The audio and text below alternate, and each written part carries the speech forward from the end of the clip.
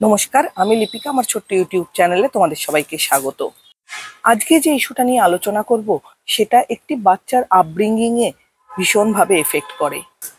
যেমন ধরুন, বাবা মা নিজেদের ভেতরে ঝগড়া করছে, অশান্তি করছে, একজন আরেকজনকে গালিগালাজ করছে, জিনিসপত্র ছোড়াছুড়ি করছে, একে অপরের সাথে খারাপ আচরণ করছে। পুরোটাই সন্তানের আড়ালে কি করছে? যেহেতু এখন নিউক্লিয়ার ফ্যামিলি, সেহেতু আগেকার দিনে জয়েন্ট ফ্যামিলি হলে তাহলেও ওভারলুক করা যেত বা বাচ্চাকে অন্য ঘরে পাঠিয়েও সেটা করা যেত। কিন্তু এখন যেহেতু 3 কামরার বা 2 কামরার ফ্ল্যাটে আমরা বসবাস করি, তো সেক্ষেত্রে সন্তানের সামনেই কিন্তু বাবা মা নিজেদের ভেতরে ঝগড়াঝাটি করছে, গালিগালাজ করছে। সেটার এফেক্ট কিন্তু বাচ্চার ওপর পড়ে। আর যেটা আপনি বাচ্চার সামনে করবেন বা যে ব্যবহারটা বা যে ল্যাঙ্গুয়েজ আপনি ইউজ করবেন, সেটাই কিন্তু সেই সংস্কার, সেই কালচারই কিন্তু বাচ্চা শিখবে।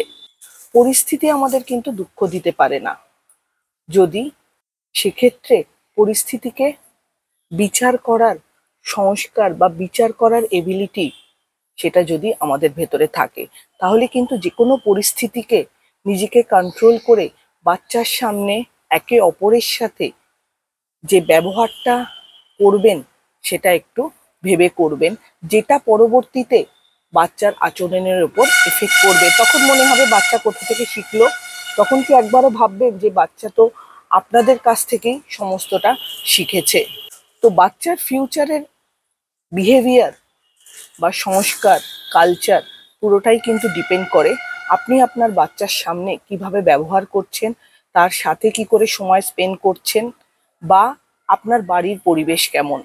আমরা জানি ভালো কর্মের ফল অলওয়েজ ভালো হয়। আর আজকের ব্যবহার আপনি আমি ভবিষ্যতে কিন্তু আমাদের বাচ্চার ভেতরেই দেখতে পাবো। আরেকটা থট আপনাদের সাথে শেয়ার করার, যে আপনার যদি লক্ষ্য স্থির হয়, আপনি যদি কঠিন পরিশ্রম করতে পারেন, তাহলে কিন্তু আপনাকে অনেক কিছুই স্যাক্রিফাইস করতে হবে।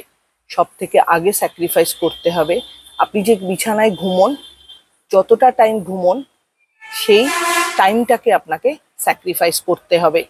আর পরিশ্রমকে যদি আপনি আপনার অভ্যেস করে নেন, তাহলে কিন্তু সফলতাও বা অ্যাচিভমেন্টটাও আপনার কাছে কিন্তু সহজ হয়ে যাবে।